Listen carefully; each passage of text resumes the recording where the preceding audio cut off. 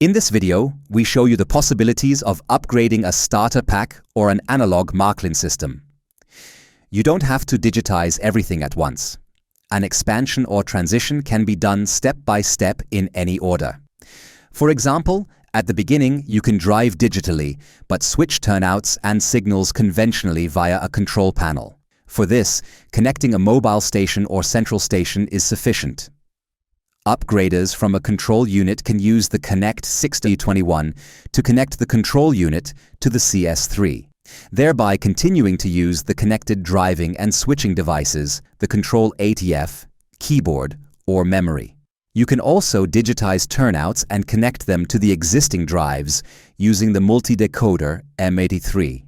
By retrofitting the signals, the entire system can be controlled digitally. For this purpose, it is best to use the new signals with an integrated decoder. Alternatively, old signals with electric drives can also be switched using the multi-decoder M83.